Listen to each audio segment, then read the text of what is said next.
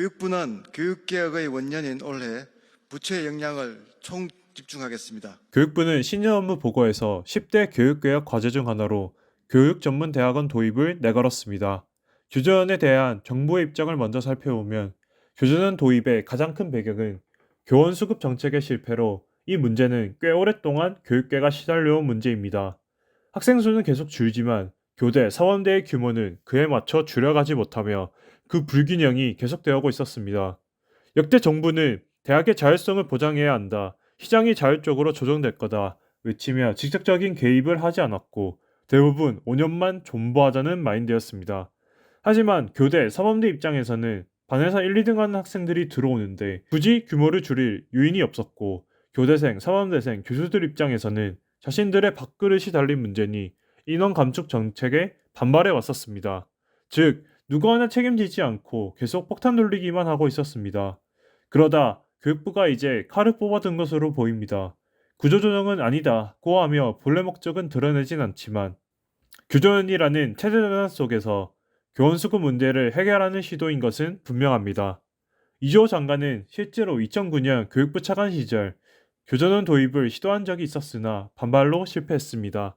그래서 더 강하게 밀어붙이는 감이 있는 것 같습니다. 다시 한번 교육전문대학원에 대해서 물어볼게요. 언론 보도에 보니까 3+2 EBS 가서 학부 3년, 대학원 2년 체제의 전문대학원 이런 말씀하셨더라고요. 제가 그것도 하나의 예로 말씀드린 거고요. 그러니까 하나의 지금 예요? 그러니까 예. 학부를 4년인데 3년으로 줄인다는 거잖아요.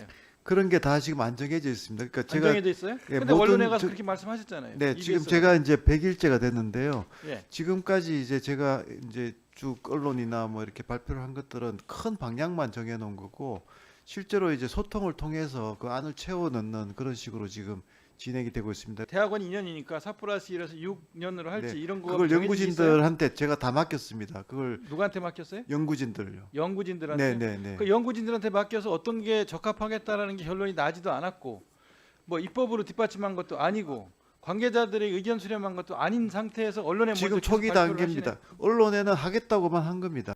아직까지 교전에 대해 구체적으로 나온 것은 없습니다. 지원 자격은 어떤지, 운영 형태가 어떻게 될지, 교수진과 교육과정은 어떻게 구성될지 구체적으로 나온 자료는 없습니다.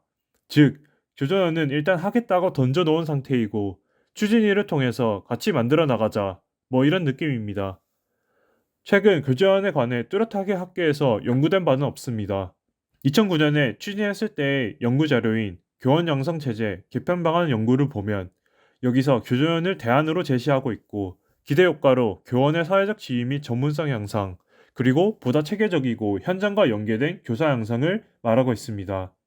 그리고 교육부는 돈 많은 사람이 교사가 되는 거 아니냐는 우려에 대해서는 우수한 학생들이 소득 수준에 관계없이 교사가 될 수 있도록 각종 지원을 하겠다고 밝혔습니다.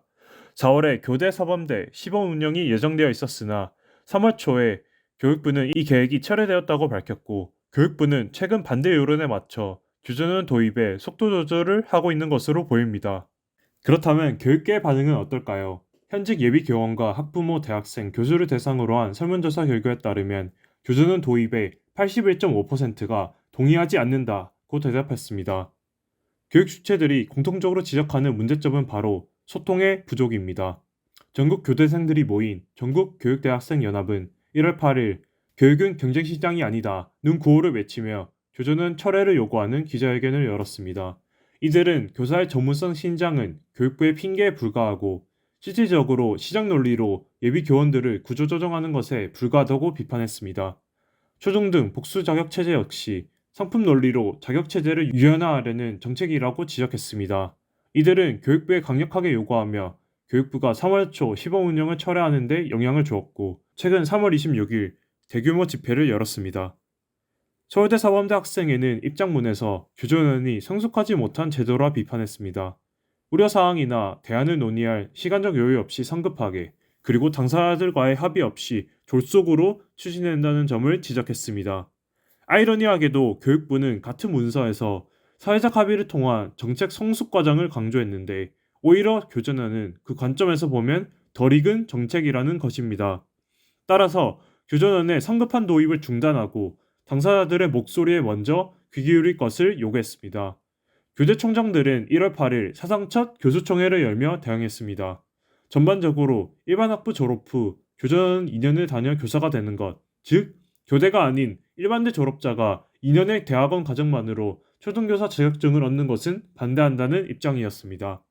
그리고 교전의 대안으로 교대 학사와 석사 과정을 연계하는 5, 6년 과정을 도입할 것을 새롭게 제시했습니다. 학부모와 학생들은 불안하다는 입장입니다.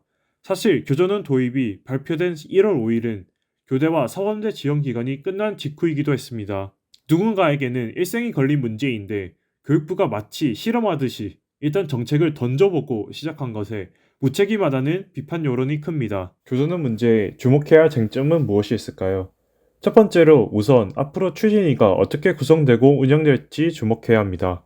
입학 자격은 어떻고 편입이 가능한지, 몇 년제인지, 교육 내용은 어떤지, 교수들의 자격은 어떤지 아무것도 정해진 것이 없어 이런 내용들은 어떻게 채워나갈지도 지켜봐야 합니다.